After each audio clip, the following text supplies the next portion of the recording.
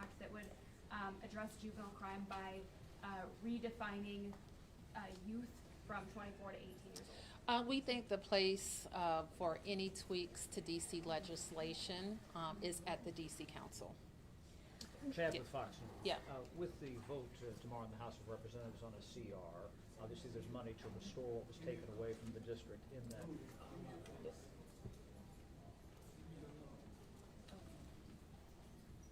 Excuse. If I could just say, With what? I'm sorry. if I could just say in answer to your question, I think it was clear from the, I think it was clear from the questions from members that there was some misunderstanding. We do not treat or prosecute 24-year-olds or even 18-year-olds as juveniles. They get prosecuted as adults.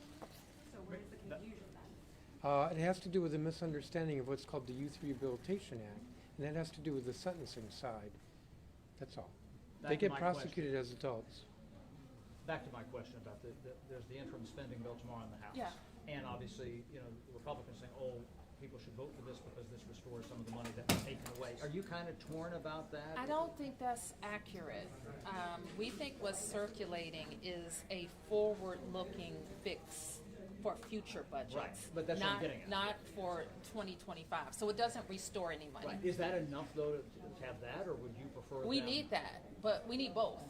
We need to have a fix for any future budgets, if you will, but we do still need to fix 2025, and that's not included. Does that kind of put Democrats in a tough spot because obviously they want to help the District of Columbia, but they oppose the overall CR? Well, the CR is much bigger than us, so yeah, we need that to happen in whatever vehicle that happens. Mayor and Chairman, for both of you, you kind of mentioned in there just now about the misunderstanding of DC laws, and it seemed to come up in a lot of the questions that some of the Congress members didn't understand specifics in DC law. So what is it like to sit here and watch them make rules about DC with that misunderstanding? Well, what kept going through my mind is that in the council, our process is we have a public hearing and we take more than a week to consider and understand what the implications are for legislation. The bills that we're talking about here in the House, some of them were not written until just a few days before the vote in the committee. There's been no consultation with the district. There's clearly misunderstanding with regard to what some of those bills do or what the laws are that they're trying to change. And that kind of deliberation is critical for any deliberative assembly, including the Congress. Mayor, it's not your first time that you've been before the hearing. What makes this one different, and is there anything you want to clear up that you were not allowed to answer? I thought the hearing was disgraceful in its characterization of the district. We know that the district is 700,000 people, great neighborhoods, great businesses where people want to live, start businesses, send their kids to school, and visit. Did the district have a crime spike in 2023? Yes. Have we driven down crime in the 2 years since? Yes. And so to characterize the district as some dystopian hellhole is categorically false. Mayor Bowser, may I ask you, there were several Democratic lawmakers who felt in some way that race was involved with the oversight or these laws that are being crafted. Do you agree with some of those remarks? What I know is that the best way, and I agree with the chairman, to deal with our laws is to do it locally. The Congress not really working with us on these issues, you can see how there are complications. There are some of these laws that would just simply make it impossible for us to do business. It would make our city less safe to say that, you know, some of the criminal justice reforms that they have in there are just truly problematic. So what's better, and what I offered in my testimony, is that they pause and don't advance these bills because there's going to continue to be a big fight over them in the Senate, and instead invest in the things that we know we need to make us safer. In the public safety sphere, that includes more funding for police recruitment and retention. It includes funding to help us build a youth psychiatric rehab.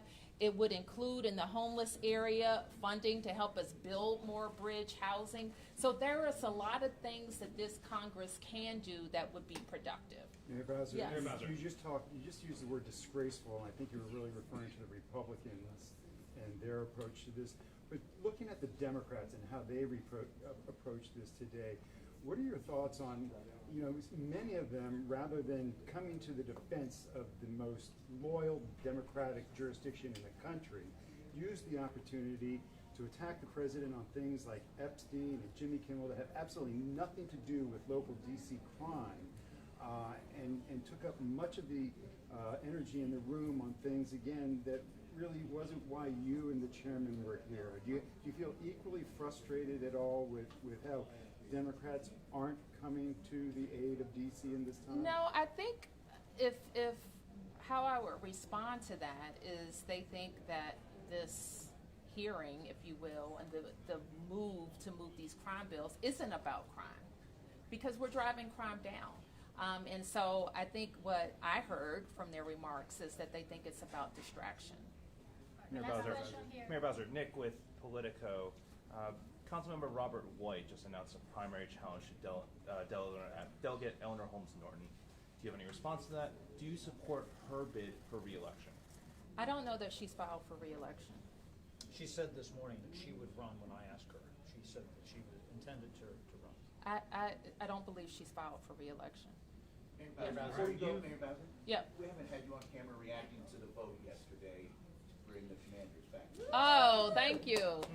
And it's another, I responded to one of the congressmen because I don't want Americans to think that our city, my hometown, their nation's capital, isn't the most beautiful, greenest, best transportation, livable, walkable city, because it is.